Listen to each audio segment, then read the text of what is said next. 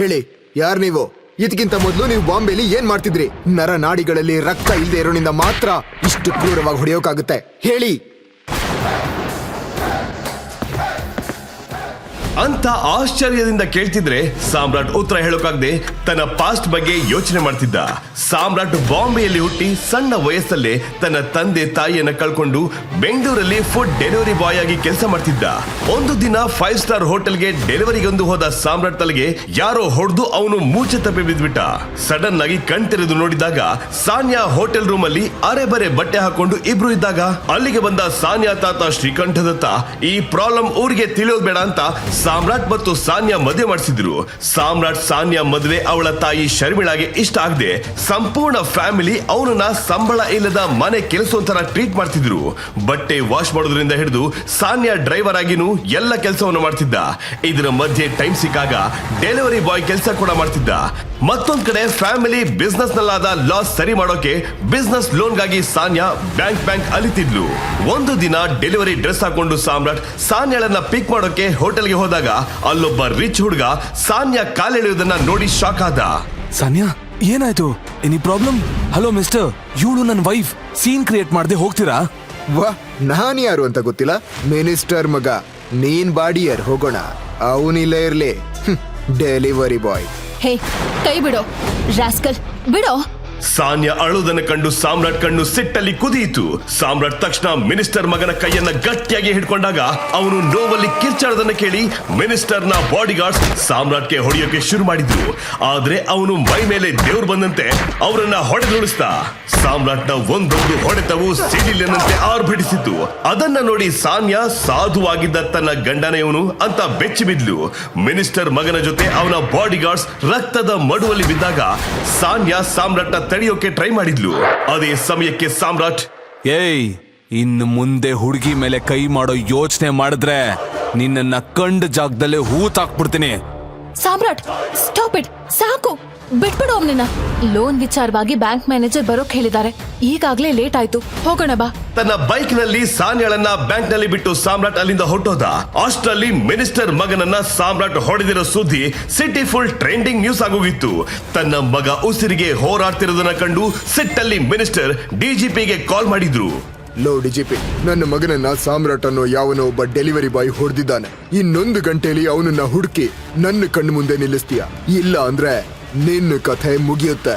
Minister call cut ಆದ ತಕ್ಷಣ ಅಲ್ಲಿಗೆ ಬಂದ ಒಬ್ಬ ಕಾನ್ಸ್ಟೇಬಲ್ ಯಾರೋ ಸಾಮ್ರಾಟ್ ಅನ್ನೋ ಡೆಲಿವರಿ ಬಾಯ್ ನಿಮ್ಮನ್ನ ನೋಡ್ಬೇಕಂತ ಗಲಾಟೆ ಮಾಡ್ತಿದ್ದಾನಂತ ಹೇಳಿದಾಗ ಅವನನ್ನ ಒಳಗೆ ಬರೋಕೆ ಡಿಜಿಪಿ ಹೇಳಿದ್ರು. ಡೆಲಿವರಿ ಬಾಯ್ ಡ್ರೆಸ್ ಹಾಕೊಂಡು ಸಾಮ್ರಾಟ್ ಸೈಲೆಂಟ್ ಆಗಿ ಒಳಗೆ ಬರ್ತಿದ್ದಂಗೆ ಅಷ್ಟು ಹೊತ್ತು ತನ್ನ ಚೇರ್ ನಲ್ಲಿ ಕೂತಿದ್ದ ಡಿಜಿಪಿ ಸಾಮ್ರಾಟ್ ನೋಡಿ ಚೇರ್ ನಿಂದ ಎದ್ದು ಶಾಕ್ ನಲ್ಲಿ ಮಾತಾಡೋಕೆ ಶುರು ಮಾಡಿದ್ರು.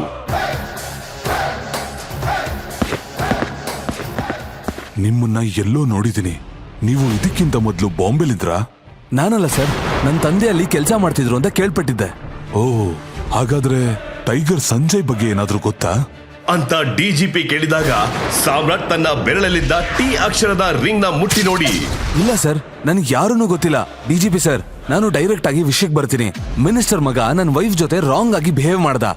ನನ್ನ ವೈಫ್ ಅಲ್ಲ, ಆ ಜಾಗದಲ್ಲಿ ಯಾರೇ ಇದ್ದಿದ್ರು ನಾನು ಅದೇ ರೀತಿ ಮಾಡ್ತಿದ್ದೆ ಅಂತ ಸಾಮ್ರಾಟ್ ಉತ್ತರ ಕೊಡ್ತಿರ್ಬೇಕಾದ್ರೆ ಮಿನಿಸ್ಟರ್ ಕಡೆಯಿಂದ ಡಿಜಿಪಿಗೆ ಕಾಲ್ ಬಂತು. ನನ್ನ ಮಗನನ್ನ ಯಾರು ಹೊಡಿಲಿಲ್ಲ, ಬಾತ್ರೂಮ್ ಅಲ್ಲಿ ಜಾರ್ ಬಿದ್ಬಿಟ್ಟ. ಆಮೇಲೆ ಆ ಸಾಮ್ರಾಟ್ ಸರ್ ಮೇಲೆ ಕೈ ಹಾಕ್ಬಿಡಿ, ಅವರಿಗೂ ಇದಕ್ಕೂ ಯಾವ ಸಂಬಂಧನೂ ಇಲ್ಲ ಅಂತ ಕೇಳಿ ಕಾಲ್ ಕಟ್ ಆದಾಗ ಡಿಜಿಪಿ ಸಾಮ್ರಾಟ್ ನನ್ನ ಡೌಟ್ ನಲ್ಲಿ ನೋಡ್ದ. ಸಾಮ್ರಾಟ್ ಮುಗುಳ್ನಗ್ತಾ ನಿಂತಿದ್ದ. ಮಿಸ್ಟರ್ ಸಾಮ್ರಾಟ್, ನೀವು ಹೋಗ್ಬೋದು. ಅರೆಸ್ಟ್ ಮಾಡೋಕೆ ಕಾದು ಕೂತಿದ್ದ ಎಲ್ಲ ಪೊಲೀಸ್ ಸಾಮ್ರಾಟ್ ನನ್ನ ನೋಡಿ ಶಾಕ್ ನಲ್ಲಿ ಜಾಗ ಬಿಟ್ಕೊಟ್ರು. ತಕ್ಷಣ ಡಿಜಿಪಿ ಮುಂಬೈ ಕಮಿಷನರ್ ಆಫೀಸ್ಗೆ ಕಾಲ್ ಮಾಡಿ ಆ ಟೈಗರ್ ಸಂಜಯ್ ಫೈಲ್ ನ ಬೇಗ ಕಳಿಸೋಕ್ ಹೇಳಿ. ಅಲ್ಲಿಂದ ಸಾಮ್ರಾಟ್ ಸಾನ್ಯಾಳನ್ನ ಪಿಕ್ ಮಾಡೋಕೆ ಬ್ಯಾಂಕ್ಗೆ ಬಂದ. ಆದ್ರೆ ಅಲ್ಲಿ ಅವಳ ಕಣ್ಣು ಹತ್ತು ಕೆಂಪಾಗಿತ್ತು. ಏನೋ ತಪ್ಪಾಗಿದೆ ಅಂತ ತಿಳ್ಕೊಂಡ ಸಾಮ್ರಾಟ್, ಸಾನ್ಯಾ, ಏನಾಯ್ತು? ಲೋನ್ ಸಿಕ್ತಾ? ಕಣ್ಣೀರ್ ಯಾಕಾಗ್ತಿದ್ಯಾ? ಏನಾಯ್ತು? ಕೇಳ್ತಿದ್ದೀನಲ್ವಾ? ಏನ್ ಸುಮ್ನೆ ಏನಾಯ್ತು ಅಂತ ಕೇಳ್ತೀಯಾ? ನನ್ಗೆ ಲೋನ್ ಸಿಗಲ್ಲ ಅಂತ ಹೇಳಿದ್ರು. ನನ್ ಕಂಪನಿ ಇಟ್ಕೊಂಡು ಲೋನ್ ಕೊಡೋಕಾಗಲ್ವಂತೆ. ಬೇಕಾದ್ರೆ ನನ್ನನ್ನ ಇಟ್ಕೊಂಡು ಲೋನ್ ಕೊಡ್ಬೋದು ಅಂತ ಹೇಳ್ದ ಆ ರಾಸ್ಕಲ್. ಹೇಳು, ನಾನೇನ್ ಮಾಡ್ಲಿ? ಸುಮ್ನೆ ಈ ಕಂಪ್ನಿ ಬಂದ್ ಮಾಡಿ ನಿನ್ ಜೊತೆ ಬೀದಿ ಡೆಲಿವರಿ ಬಾಯ್ ಕೆಲ್ಸಕ್ ಬರ್ತೀನಿ. ಎಲ್ಲ ನನ್ ಹಣೆ ಬರಹ. ನನ್ ಸ್ಟೇಟಸ್ಗೆ ತಕ್ಕೊಂಡ್ ಜೊತೆ ಮದ್ವೆ ಆಗ್ದೆ ಯಾವಾಗ ನಿನ್ ಮುಂದೆ ಕುತ್ಗೆ ಓಡಿದ್ನೋ ಅವತ್ತೇ ನನ್ ಜೀವನ ಹಾಳಾಗೋಯ್ತು. I feel like a complete loser ನಾವ್. ಅಂತ ಸಾನ್ಯಾ ಅಳ್ತಾ ಹೇಳಿದ್ದು ಸಾಮ್ರಾಟ್ ಸಿಟ್ಟನ್ನ ಉತ್ತುಂಗಕ್ಕೆ ಏರಿಸ್ತು. ಅವನ ನರಗಳು ಟೈಟ್ ಆಗ್ತಿದ್ರೆ ಅವನು ಸಾನ್ಯಾಳನ್ನ ಕರ್ಕೊಂಡು ಮ್ಯಾನೇಜರ್ ರೂಮ್ಗೆ ಹೋದ. ಅಲ್ಲಿ ಮ್ಯಾನೇಜರ್ ಅಹಂಕಾರದಲ್ಲಿ ಕೂತ್ಕೊಂಡು, ಡೆಲಿವರಿ ಬಾಯ್ನೆಲ್ಲ ಯಾರು ಒಳಗ್ ಬಿಟ್ಟಿರೋದು? ಸರ್, ನಾನು ಸಾನಿಯಾ ಹಸ್ಬೆಂಡ್. ಓ, ಈ ಹುಡ್ಗಿನ ಏನ್ ಬೆದರಿಕೆ ಹಾಕೋಕೆ ಕರ್ಕೊಂಡ್ ಬಂದ್ಯಾ?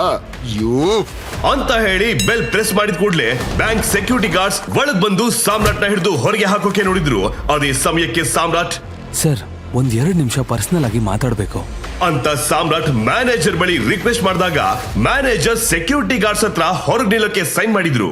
ಸಾಮ್ರಾಟ್ ಕೂಡ ಸಾನ್ಯಾಳನ್ನ ಹೊರಗೆ ನಿಲ್ಲೋಕೆ ಹೇಳಿ ಮ್ಯಾನೇಜರ್ ಜೊತೆ ಮಾತಾಡೋಕೆ ಶುರು ಮಾಡ್ದ. ಮ್ಯಾನೇಜರ್ ಸರ್, ನನ್ನ ಹೆಸರು ಸಾಮ್ರಾಟ್. ನನಗೆ ಬೇರೊಂದು ಹೆಸರಿದೆ. ಒಳಗೆ ಅಹಂಕಾರದಲ್ಲಿ ಕೂತಿದ್ದ ಮ್ಯಾನೇಜರ್ ಸಾಮ್ರಾಟ್ ಮಾತು ಕೇಳಿ ಆಮೇಲೆ ಬೆವತು ನಡುತ್ತಾ ಸಾಮ್ರಾಟ್ ಬಳಿ ಬಂದು ನಿಂತ. ಅದನ್ನ ಹೊರಗಿಂದ ನಿಂತು ನೋಡ್ತಿದ್ದ ಸಾನ್ಯಾ ಶಾಕ್ ಆಗಿದ್ಲು. ಆ ಮ್ಯಾನೇಜರ್ ಸಾಮ್ರಾಟ್ ಮುಂದೆ ಭಯದಲ್ಲಿ ನಡುತ್ತಾ ನಿಂತಿದ್ರೆ ಸಾಮ್ರಾಟ್ ಬೆಲ್ ಪ್ರೆಸ್ ಮಾಡ್ದ. ಸೆಕ್ಯೂರಿಟಿ ಗಾರ್ಡ್ಸ್ ಓಡ್ಕೊಂಡು ಬಂದು ಸಾಮ್ರಾಟ್ ನನ್ನ ಗಟ್ಟಿಯಾಗಿ ಹಿಡ್ಕೊಂಡ್ರು. ತಕ್ಷಣ ಮ್ಯಾನೇಜರ್, ಹೇ, ಸರ್ ಮೇಲಿಂದ ಕೈ ತೆಗಿರಿ. ಅವ್ರು ಯಾರು? ಅವ್ರ ರೇಂಜ್ ಏನು? ಬಾಂಬೆನಲ್ಲಿ ಅವ್ರಿಗಿರೋ ಸ್ಟ್ಯಾಂಡರ್ಡ್ ಏನು ಅಂತ ಗೊತ್ತಾ? ಸಾರಿ ಸರ್, ನಿಮ್ ವೈಫ್ ಅಂತ ತಿಳಿದೆ ರಾಂಗ್ ಆಗಿ ಮಾತಾಡ್ದೆ. ಹಾ, ಹಾಗಾದ್ರೆ ಲೋನ್ ಮ್ಯಾಟರ್? ಸರ್, ಇದು ನಿಮ್ ಬ್ಯಾಂಕು, ಎಷ್ಟು ಬೇಕಾದ್ರೂ ತಗೊಳ್ಳಿ. ಇಲ್ಲಿ ನಡೆದಿರೋದನ್ನ ಹೊರಗೆ ಹೇಳಲ್ಲ ತಾನೆ? ಅಯ್ಯೋ, ಇಲ್ಲ ಸರ್. ಒಳಗೆ ಏನ್ ನಡೀತಿದೆ ಅಂತ ತಿಳಿಯದೆ ಗೊಂದಲದಲ್ಲಿದ್ದ ಸಾನ್ಯಾ ಕೈಗೆ ಸೆಕ್ಯೂರಿಟೀಸ್ ಕ್ಯಾಶ್ ತುಂಬಿರೋ ಸೂಟ್ ಕೇಸ್ ನ ಕೊಟ್ರು. ದುಡ್ಡಿನ ಕಟ್ಟನ್ನು ನೋಡಿ ಶಾಕ್ ಆಗಿ ನೋಡ್ತಿದ್ದ ಸಾನ್ಯಾ ಬಳಿ, Sania, are you happy now? Samrat, ನಾನ್ ವರ್ಷಗಟ್ಲೆ ಅಲ್ದಾಡಿದ್ರು ಸಿಗದ ಲೋನ್ ಇವಾಗ ಹೇಗ್ ಸಿಕ್ತು? ಒಳಗೇನ್ ಹೇಳ್ದೆ? ನಿಜ ಹೇಳ್ದೆ. ನಿಜವಾಗ್ಲೂ ಏನ್ ನಡೀತು ಅಂತ ತಿಳಿಯದೆ ಸಾನ್ಯಾ ಗೊಂದಲದಲ್ಲಿದ್ಲು. ನಂತರ ಇಬ್ರು ಕೂಡ ಅಲ್ಲಿಂದ ಕ್ಯಾಬ್ ನಲ್ಲಿ ಮನೆಗೆ ಹೋದ್ರು. ಅಣ್ಣ, MG ರೋಡ್ ಹೋಗ್ಬೇಕು. Okay madam. ಯಾವಾಗ್ಲೂ ಬಿಸಿ ಆಗಿರೋ ರೋಡ್ ಇವತ್ತ್ಯಾಕ್ ಬಿಕೋ ಅನ್ನಿಸ್ತಾ ಇದೆ? ಏನಾಯ್ತು? ವಿಷಯ ಗೊತ್ತಿಲ್ವಾ ಮೇಡಮ್? ಇವತ್ತು ಯಾರೋ ಒಬ್ಬ ಡೆಲಿವರಿ ಬಾಯ್ ಮಿನಿಸ್ಟರ್ ಮಗನ್ನ ಹೊಡೆದಾಕಿದಾನಂತೆ. ಅದಕ್ಕೆ ರೋಡು ಬಿಕೋ ಅಂತಿದೆ.